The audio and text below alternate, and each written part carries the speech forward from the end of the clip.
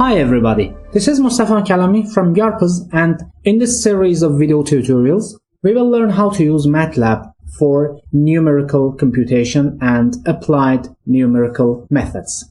We'll review the methods for root finding, eigenvalue and eigenvectors, interpolation, numerical integration and differentiation. We'll work with polynomials. We will solve differential equations numerically, both ordinary differential equations and partial differential equations. And finally, we will learn how to use MATLAB to solve optimization problems, both linear optimization problems, quadratic optimization problems, and nonlinear optimization problems. Okay, let's start with the root finding methods, and then we will cover the other topics as well. Okay, assume that we are going to solve a polynomial equation in the form of an x to the power of n, an minus 1 x to the power of n minus 1, plus finally a0 equal to 0. And this is a polynomial equation, and MATLAB uses this vector to model this polynomial an minus 1 to a0. For example, this equation squared minus x minus 1 equals to 0 is determined by MATLAB using this vector of coefficients 1, minus 1, and minus 1.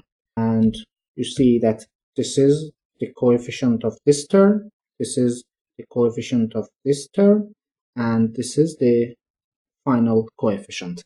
And we will define the polynomial using this vector, and we will use the roots function to find the roots of polynomial.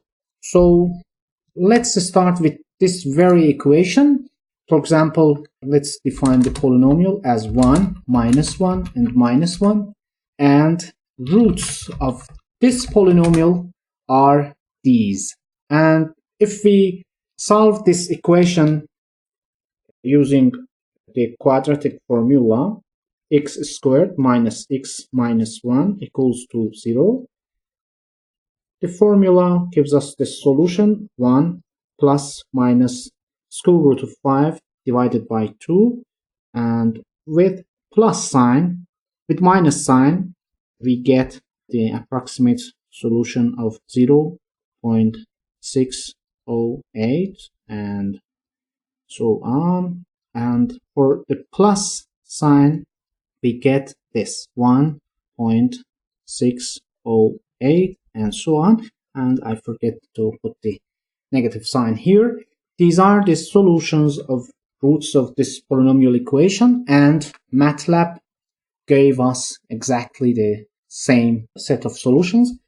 You may call this directly by providing the coefficients, and you may use this find roots for higher order polynomials. For example, if you'd like to solve this equation, x cubed minus 3x to the power of 2, 3x squared, plus 4x minus 5 equals to 0, then the polynomial is given by these coefficients,